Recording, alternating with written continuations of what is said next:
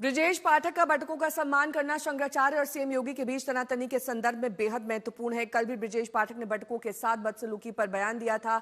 इससे पहले दूसरे डिप्टी सीएम केशव प्रसाद मौर्य भी बयान दे चुके हैं। तो क्या सत्ताधारी बीजेपी के मुख्यमंत्री और डिप्टी सीएम ही आमने सामने आ गए?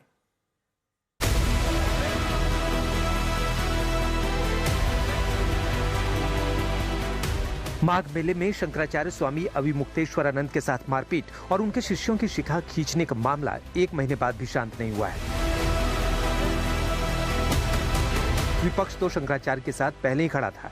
अब शंकराचार्य को सीधे उत्तर प्रदेश के दूसरे डिप्टी सीएम से भी समर्थन मिला है।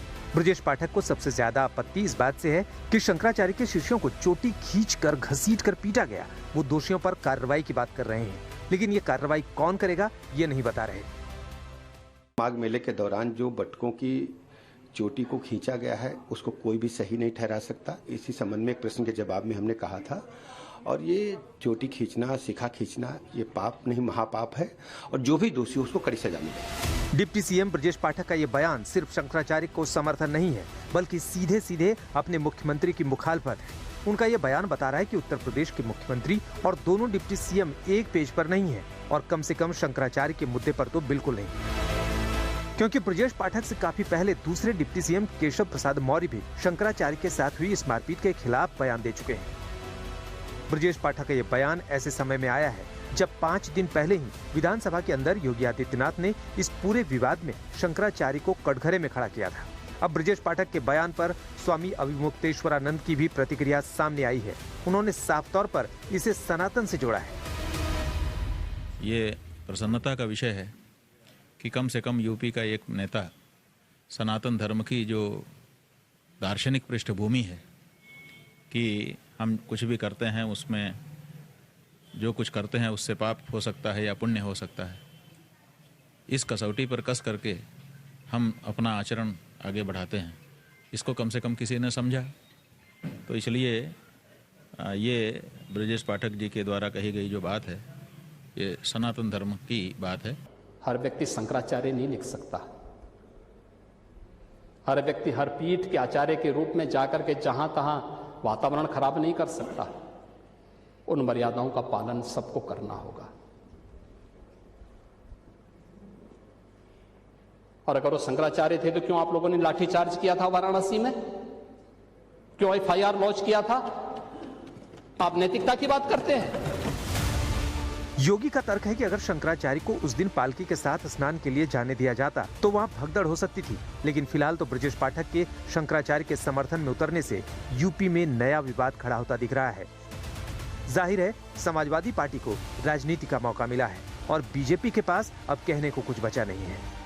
तो ये इस बात की शहादत है कि आपस में ही ना इत्तेफाकी है, इंजन टकराना शुरू हो गए हैं, और 2027 में अखिलेश यादव साहब उत्तर प्रदेश के मुख्यमंत्री बनने वाले हैं। और आवाम सब देख रही है, आवाम सब जानती है, और आवाम को इस बात का पता है कि हम सब लोग पीडीए और तमाम वर्ग, तमाम जातियां, धर्म मिलकर आने वाले वक्त में अखिलेश यादव साहब को उत्तर प्रदेश का मुख्यमंत्री बनाएंगे। मुख्यमंत्री जी ने स्पष्ट किया उस बात के लिए। और देखिए साहब, शंकराचार्य जी हों या और भी कोई धर्म गुरु, आखिर सनातन के विकास के लिए हैं, उसको उन्नत करने के लिए, सम्मान के लिए हैं। अगर धर्म के मानने वाले लोग नहीं रहेंगे तो धर्म चलेगा कैसे?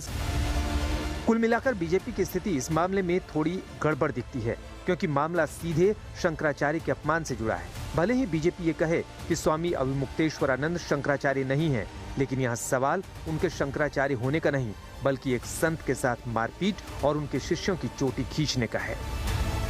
लखनऊ से समर्थ श्रीवास्तव के साथ आज तक ब्यूरो। आशीष श्रीवास्तव मेरे सहयोगी जुड़ गए हैं तमाम जानकारी के साथ। आशीष, ये बटुकों के सम्मान से क्या मैसेजिंग करना चाहते हैं ब्रजेश पाठक?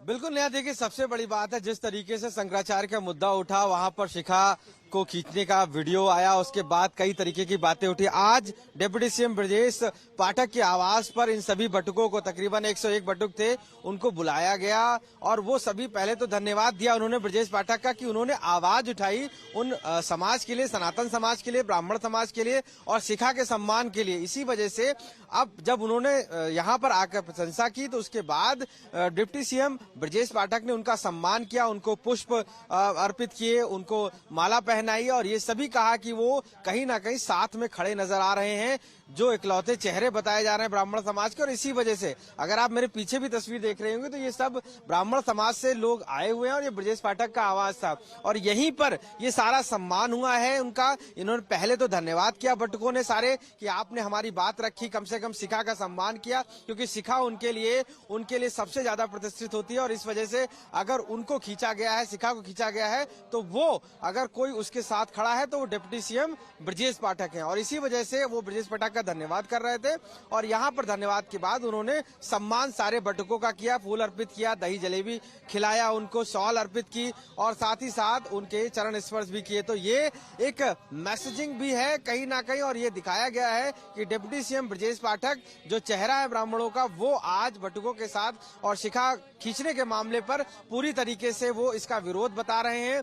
गलत हुआ है, उन लोगों के खिलाफ कार्रवाई होना चाहिए जिन्होंने शिखा खींची और शिखा के साथ कोई समझौता नहीं। तो ये ब्राह्मणों के साथ खड़े होने की बात कही जा रही है, क्योंकि शंकराचार्य का जो मुद्दा था उसको लेकर विपक्ष भी हावी था, लगातार कह रहा था कि हिंदू समाज, सनातन समाज का ये अपमान है और इस अपमान को कहीं ना कहीं अंदर जो बीजेपी के, जो सरकार के लोग हैं वो नहीं कह पा रहे हैं। लेकिन अब ये तस्वीरें जो दिखा रही हैं यहाँ से कि किस तरीके से वो साथ में खड़े हैं और सम्मान करते हुए नया नजर आ रहे हैं, तो ये अपने आप में एक अलग तस्वीर उत्तर प्रदेश से और वो भी ब्रजेश पाठक के घर से, जहां से वो सम्मान करते हुए बटुकों का। बहुत बहुत शुक्रिया आशीष इस तमाम जानकारी के लिए।